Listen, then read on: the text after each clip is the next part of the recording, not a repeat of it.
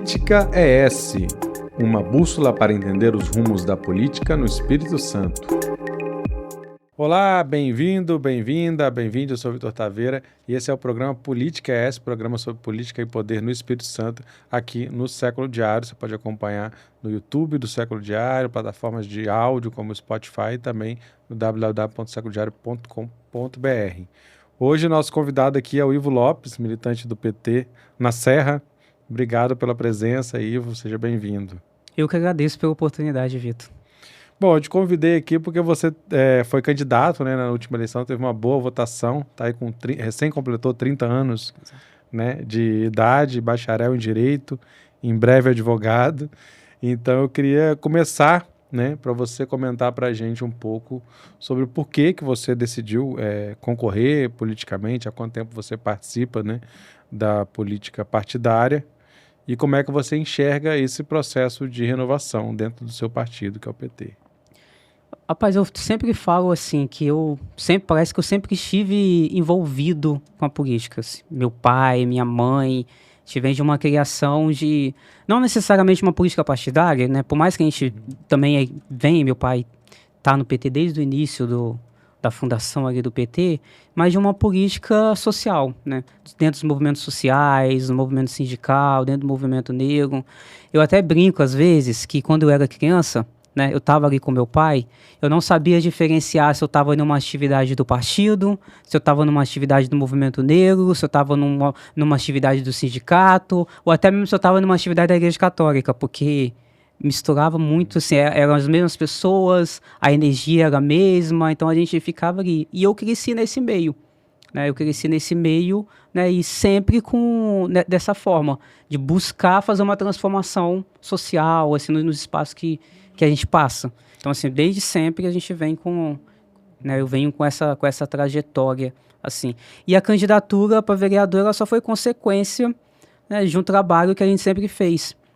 Além de eu ter sido candidato a vereador na eleição passada, eu fui candidato a uma candidatura coletiva para deputado federal, né, junto com a Manu, junto com a Sucena, que a gente entendeu que a gente estava em um momento que a gente precisava falar para a sociedade que era possível a gente fazer uma política de uma outra forma, não uma política voltada na construção individualista, mas uma política voltada a uma construção coletiva, né? E que, ao mesmo tempo, a gente precisava fazer o debate nacional, a gente precisava falar contra o governo Bolsonaro que estava instalado naquele momento, ajudar a eleger o presidente Lula, ajudar a aumentar a bancada de deputados federais progressistas e a bancada federal do PT, e a gente conseguiu garantir isso aqui no Espírito Santo. A gente conseguiu eleger 2 deputados federais, assim, para o Espírito Santo. Isso é uma coisa, assim, a maior bancada do Espírito Santo é a bancada federal, é a bancada do PT, com 2 deputados federais, né, correspondente ali a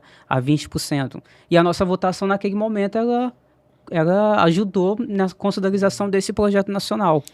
Aí agora, como você foi como vereador da Serra, como é que você construiu? O que você considera que era a sua base eleitoral? Você pretende também continuar mobilizando essa base em torno disso? E aí a gente veio nessa construção, por isso que eu estava trazendo essa questão, porque tudo na minha vida sempre foi construído dessa maneira coletiva.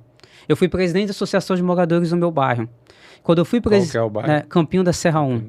Quando eu fui presidente da Associação de Moradores no meu bairro, eu lembro muito bem a construção, né? A gente montou um grupo, porque a gente achava que a associação estava apagada, né? Que não havia envolvimento da comunidade, que a associação ela não funcionava como a gente entende que tem que funcionar uma associação. Então a gente montou um grupo, quando a gente menos imaginou o processo eleitoral estava instalado, precisava de um candidato a presidente, o grupo decidiu que meu nome seria o candidato a presidente. Você tinha quantos anos nessa época? 21. 21 anos. 21 anos, né? E aí a gente ganha as eleições e passa, né? E aí, na eleição de vereador também é muito nessa linha. Era uma construção de grupos, de amigos, de pessoas ligadas ao movimento de juventude, de pessoas ligadas ao movimento negro, né, de pessoas ligadas ao Partido dos Trabalhadores, que acha e ainda acha que a gente precisa tomar as rédeas do partido para a gente ter um partido atuante na esquerda no município, e que o meu nome poderia ser o nome para cumprir esse papel. Então eu me tornei candidato a vereador com essa linha de articulação. né? E foi por isso que eu virei candidato a vereador, né? Com vários grupos me apoiando e uma candidatura jovem, né? Preta, primeira candidatura a vereador, posso colocando assim, né? Com toda a dificuldade, né? Financeira, estrutural, né? Que as nossas candidaturas têm, né? A gente colocou 1.529 votos na urna, sendo um dos mais votados do Partido dos Trabalhadores. É até interessante, né? Porque o PT teve uma votação até boa no município, né? Teve a Alcimara, que era vereador em exercício, o Gilmar, a sua candidatura, que 1.500 não elege, mas assim, já mostra que você mostra que é um candidato competitivo, né? Para outras eleições e tudo mais. Mas a federação, como está federada com o PV, acabou sendo eleito um candidato do PV, que é o Stefano Andrade. Né? Stefano Andrade. Foi quem assumiu, né? Mas eu queria saber um pouco de como que fica, no seu entendimento, o partido. A primeira coisa que eu queria perguntar é se você acha que foi acertada, porque o PT lançou a candidatura do professor Roberto Carlos a prefeito, que teve uma votação pequena, né, percentual pequeno, numa eleição que estava com 3 candidatos muito fortes. Você acha que isso foi um posicionamento correto do partido? Foi acertado, foi acertado. Por quê? Eu tenho uma avaliação que política também é um espaço de debate de ideias. Quando a gente vai para a rua, a gente vai atrás do voto, mas a gente também vai para discutir a sociedade. Porque quando eu estou na rua conversando com as pessoas, eu estou falando para as pessoas aquilo que eu defendo. Aquilo que eu defendo de mundo, aquilo que eu defendo de sociedade. Né? Então, colocar a candidatura do Roberto para prefeito, ela também veio com esse papel. A gente sabia que não ia ser uma candidatura fácil. Né? 3 candidatos, né, que apontavam desde o início da pesquisa muito grande, mas nenhum candidato dialogava com as pautas de esquerda. Como é que eu vou ter uma eleição no principal município do Espírito Santo, o maior município do Espírito Santo, e não vou ter ninguém defendendo as bandeiras de esquerda? Não vou ter ninguém falando do legado do presidente Lula. Então, a candidatura do Roberto ela veio para cumprir esse papel também. E eu acho que ela cumpriu. Por mais que a gente não saiu com a votação que a gente esperava, né, mas ela contribuiu para fazer esse debate em um município que, historicamente, considerado um município operário, mas que nos últimos anos a gente vê que tem se tornado um município com uma onda conservadora muito forte. Então eu preciso estar no dia a dia, e aí o processo eleitoral também serve para isso. Eu não devo falar isso só no processo eleitoral, mas no processo eleitoral ele também ajuda. Né? Eu preciso falar da política LGBT, eu preciso falar de uma política antirracista, eu preciso falar que as nossas mulheres têm uma dificuldade de acessar o mercado de trabalho, né? E além dela fazer, e quando elas estão no mercado de trabalho, ela tem jornada dupla e jornada tripla, porque ela chega em casa, ela ainda continua exercendo papéis, né, de trabalho. Né? Eu preciso falar dessas coisas. E quem fala são os nossos partidos de esquerda, são os nossos candidatos de esquerda. Então uma candidatura a prefeita, ela também cumpre esse papel. E ela cumpriu esse papel na cidade. A minha candidatura de vereador, ela também cumpriu esse papel. Né? Em todo momento, enquanto a gente está tendo, né, candidatos que estão apenas preocupados em falar que vai recorrer um entulho, em falar que vai conseguir a marcação de uma consulta médica, né? A gente está lá falando que privatizar a UPA, né, não vai resolver o problema da saúde. Porque a gente vai tirar a responsabilidade da gestão e jogar a responsabilidade para uma empresa privada. Né? Então, é isso. Eu tenho que debater essas coisas. E isso também é um debate de ideias e que interfere também na eleição, por exemplo, que a gente vai ter no ano que vem, numa eleição para federal. Porque o debate ele acontece no dia a dia, que eu gosto às vezes de falar. Né? O debate da política muitas vezes acontece na porta do bar. Né? Acontece na saída da igreja. Então a gente tem que estar ali dialogando com as pessoas. E o município é onde a política de fato é onde as pessoas estão, que né? são perto, né? Que elas podem de alguma maneira intervir. Mas inclusive tem uma questão interessante aí, que foi o segundo turno, né? Porque o segundo turno terminou indo o Everson e o Muribeca, o Pablo Muribeca, deputado, o Everson candidato do prefeito Vidigal pelo PDT, né? O Muribeca já é um candidato associado à extrema-direita, e ali tinha um caminho meio óbvio do PT apoiar o candidato do PDT. Era natural, né? O PT apoiar o candidato do PDT. Era natural, né? Lógico que na política a gente vai conversar, a gente vai apresentar o que a gente quer para a sociedade, né? Para o prefeito, né? Mas quando a gente vê de um lado um candidato que invadiu o hospital na pandemia, Pablo Muribeca fez isso, né? Que estava o tempo todo usando de sensacionalismo para criticar a saúde do município, né? Que defende Bolsonaro. Quando eu vejo que tem um candidato desse lado, né? Pelo meu princípio de defesa da democracia, eu vou optar pelo o outro lado mais sensato. Mas, inclusive, havia um debate, o PT fez parte de gestões do PDT no município, de que poderia apoiar no primeiro turno. Além de, você defende a candidatura do Roberto Carlos. Além de ser um parceiro aliado nacional. Mas nem todo parceiro aliado nacional é um aliado local. Você entende que não representava... assim, por exemplo, o PDT, a figura principal do PDT até hoje é o Sérgio Vidigal. Sérgio Vidigal votou pelo impeachment da Dilma. Não só votou pelo impeachment da Dilma, quando falou que o PT era o partido mais corrupto da história desse Brasil. O voto dele foi dessa maneira. Eu voto sim pelo impeachment, porque o PT é o partido. Foi esse o voto que Vidigal fez. Então, esse é o PDT da Serra. A principal figura dele teve esse posicionamento. Né? Mas, da mesma maneira, por uma responsabilidade, a gente não iria deixar a Serra ir para a mão de uma pessoa bolsonarista.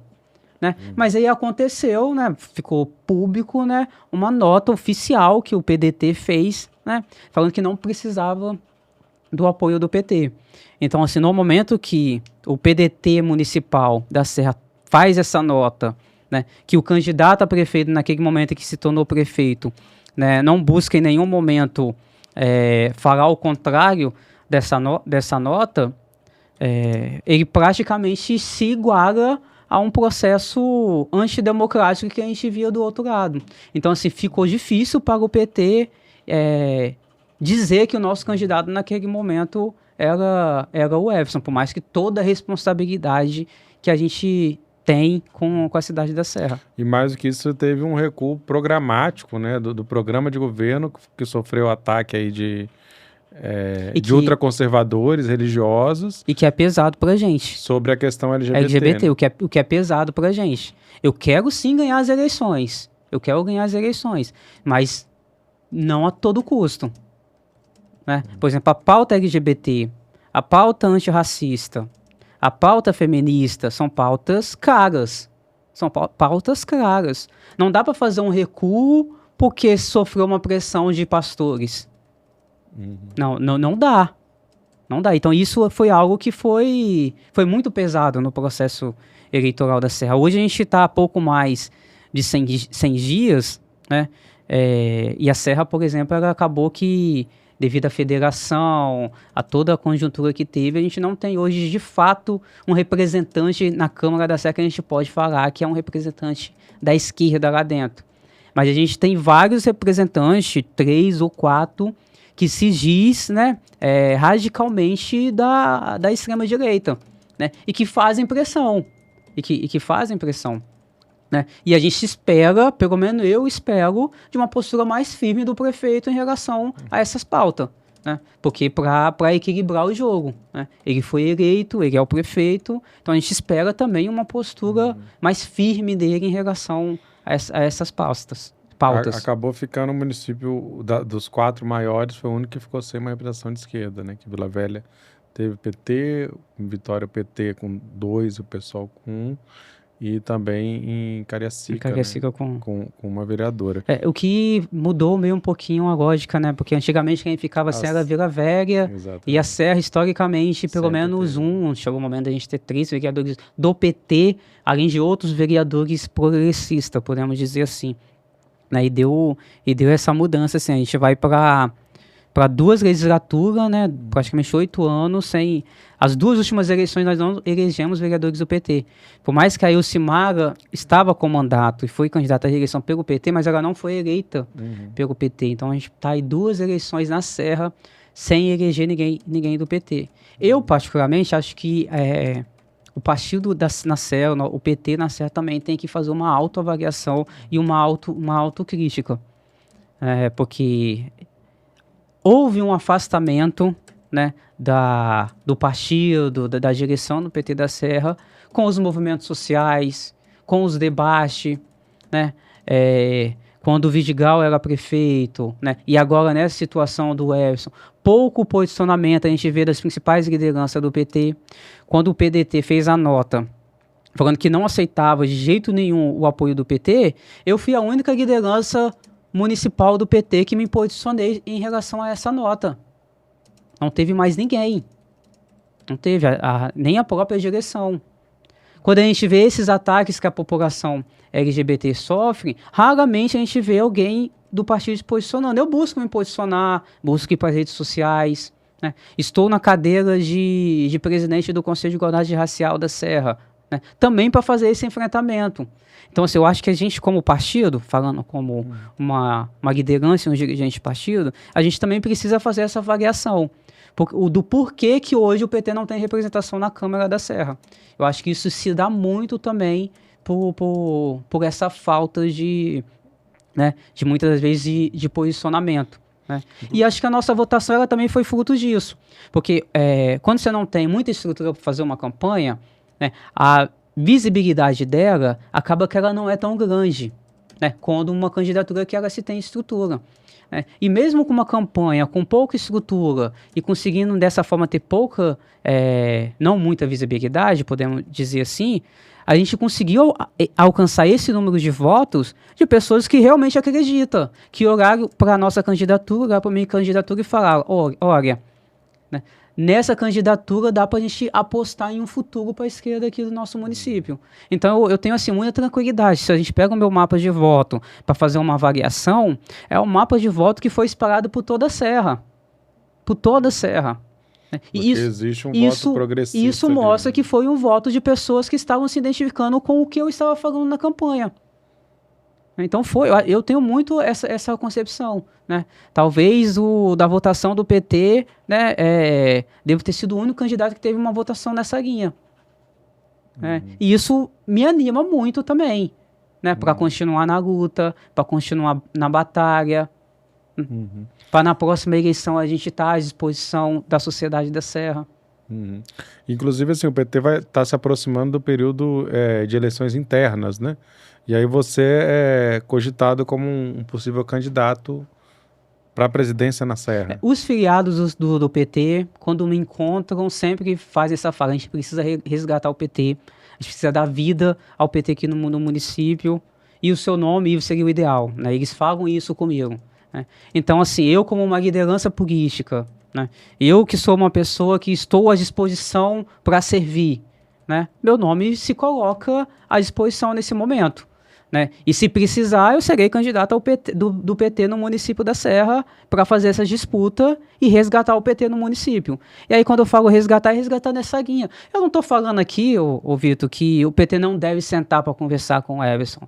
A gente deve sentar para conversar com o Everson, mas eu não acho que a gente deve sentar para conversar com o Everson para definir que fulano vai ter cargo. Eu quero sentar para conversar com o Everson para definir programa de governo, para definir a política pública do município. Para se quando ele sofrer pressão da classe conservadora de um lado, que a gente esteja mobilizado e com força para fazer pressão do outro. Porque isso também é política, né? Isso também é política.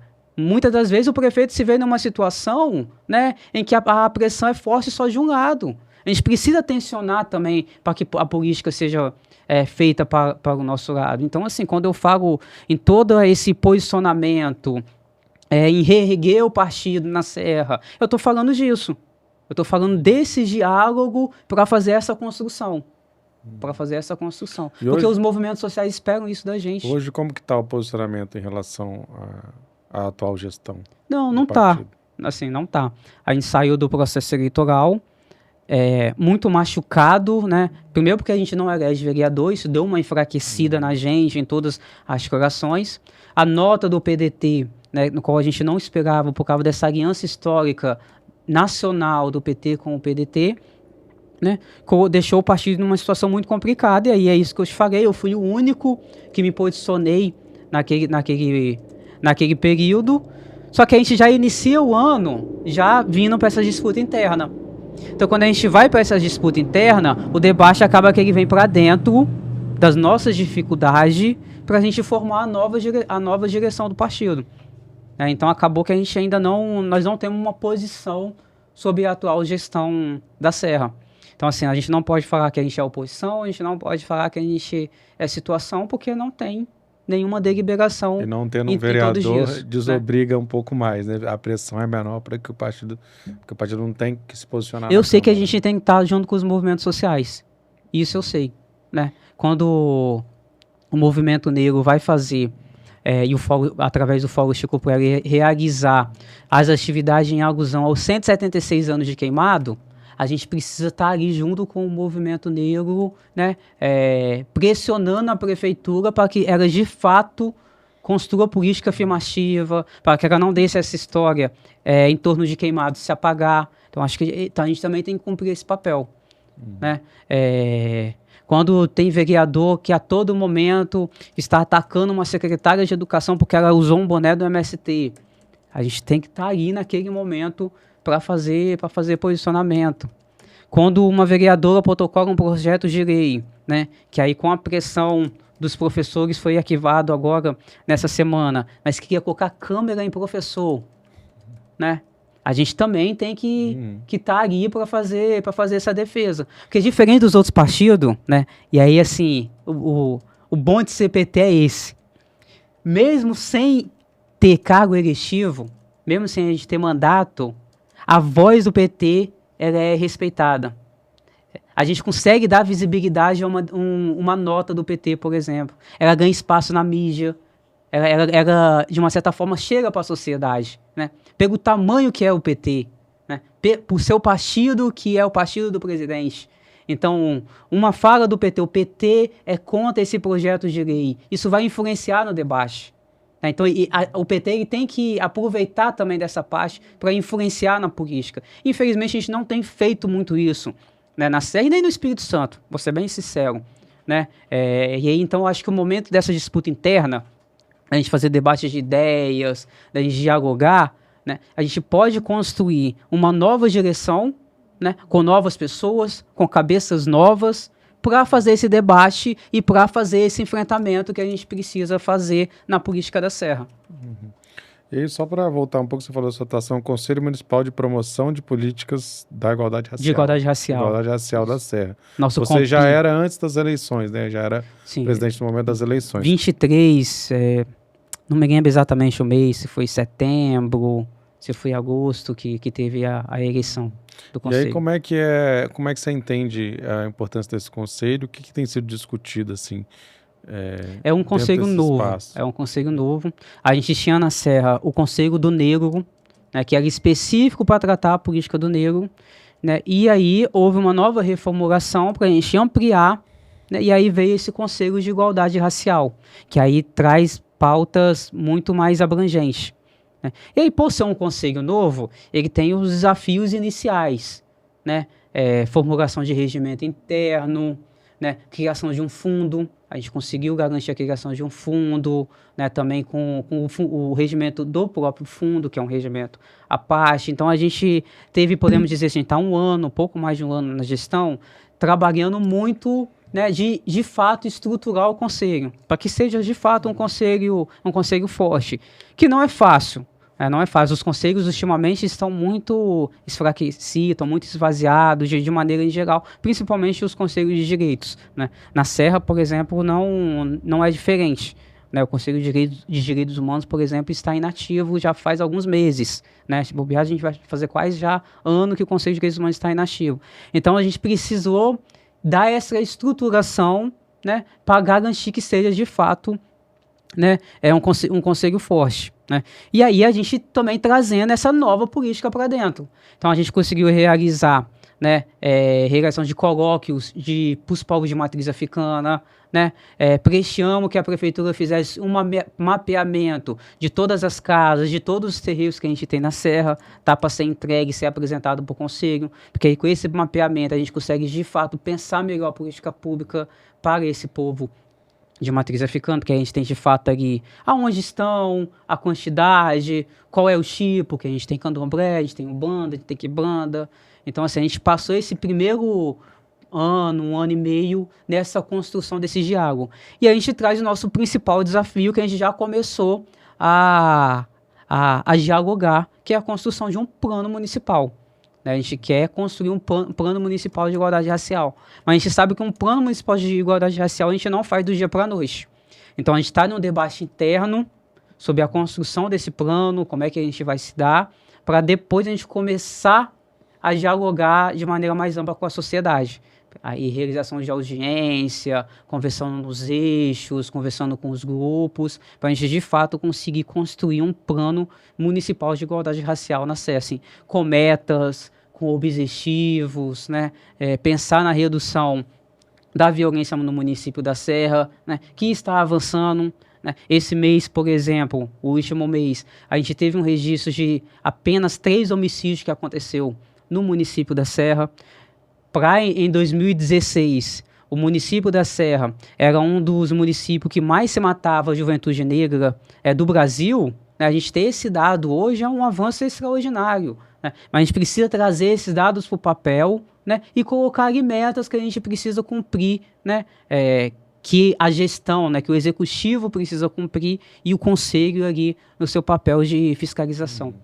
E quais você acha que são as pautas mais caras assim, ao PT diante da atual gestão, do que você enxerga? O que você acha que são as questões mais urgentes ou mais importantes para o município da Serra? Assim, a Serra, nos últimos anos, ela foi entregue ao setor econômico. Ela foi entregue ao setor empresarial. Né?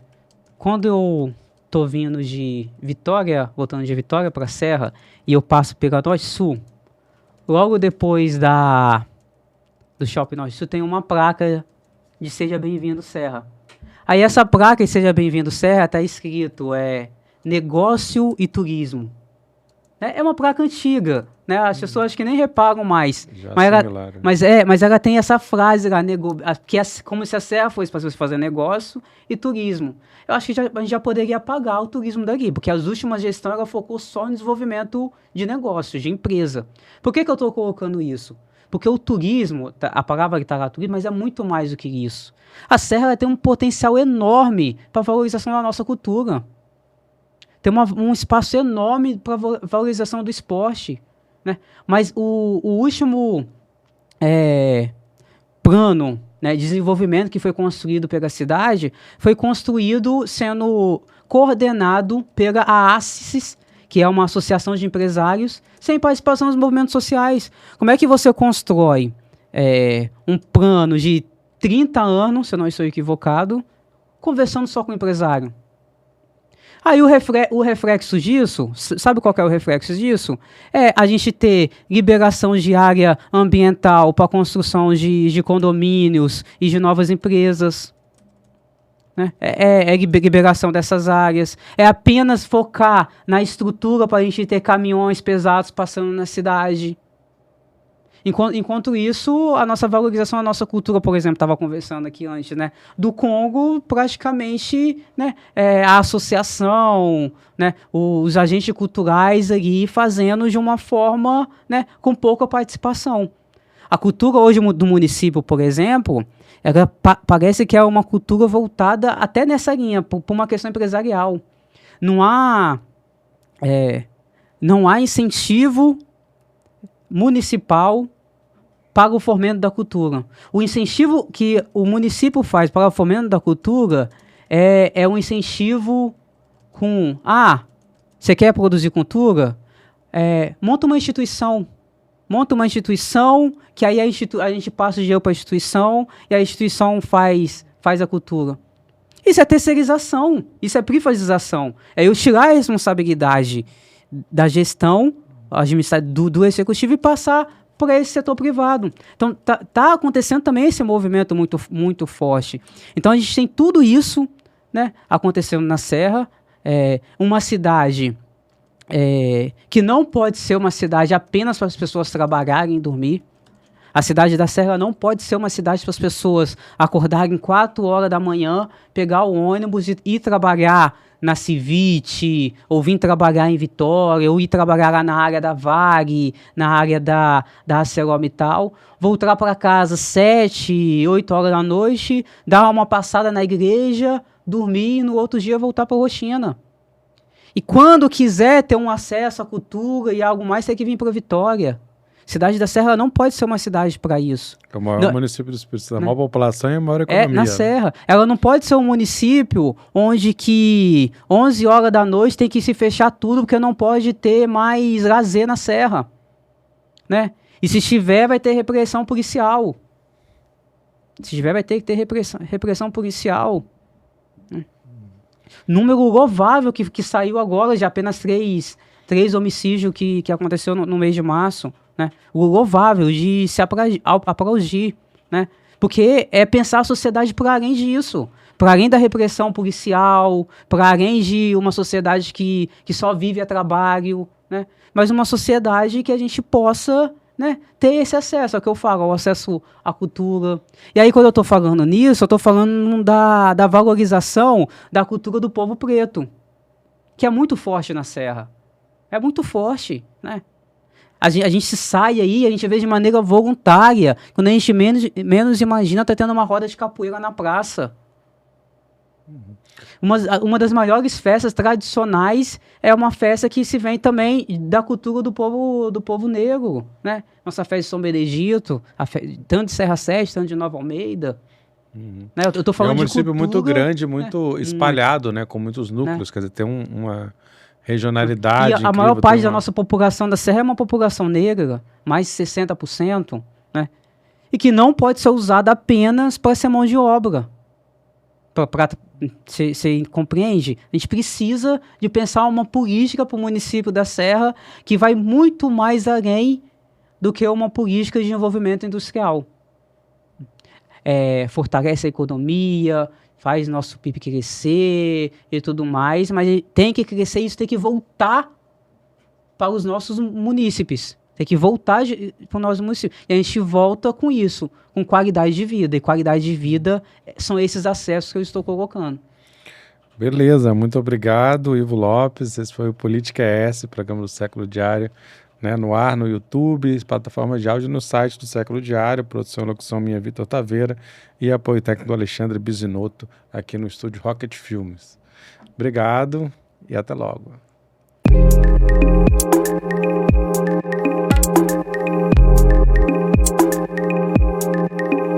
Política ES, uma bússola para entender os rumos da política no Espírito Santo.